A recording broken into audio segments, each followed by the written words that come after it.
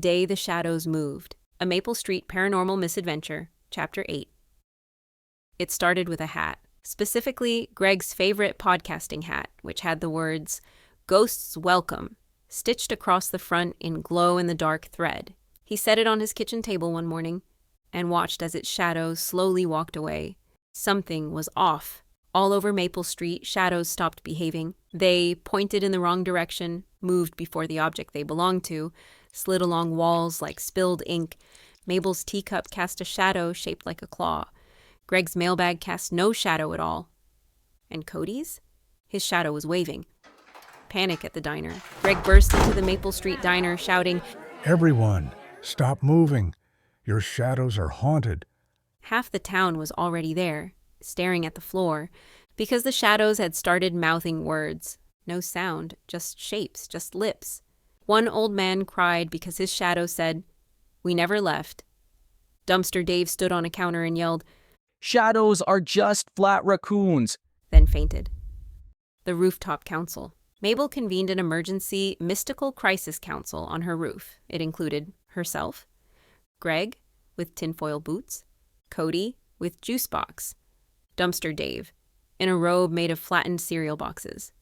They reviewed evidence, the moon spiral, the missing Wednesday, the glitching electronics, the whispering shadows.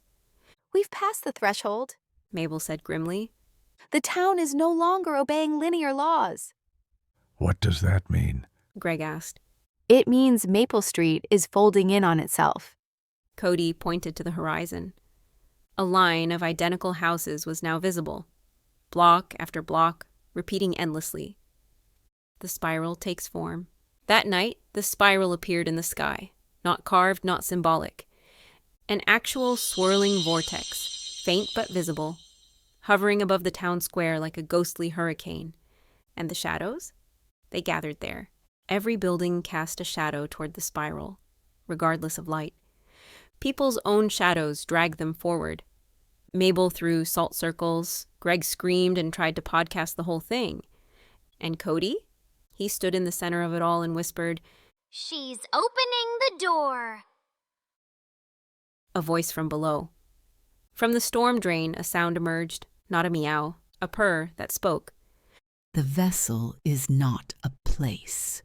It's a memory, and memory must return." Greg fell over. Dumpster Dave shouted, "I'm not ready to remember," and sprinted into a bush. Cody looked down into the drain. There, in the reflection, was Muffins, eyes glowing, surrounded by spirals. "She's waking everything up. Cody said. Even the things we buried." Final signs. By morning, shadows no longer followed anyone. Some stood still, even when their owners left. Greg's reflection blinked before he did. Mabel's mirror wrote, "Help her," in lipstick that wasn't hers. And above the library, a new glyph formed, a cat's paw, a spiral, an open eye. All glowing, all watching.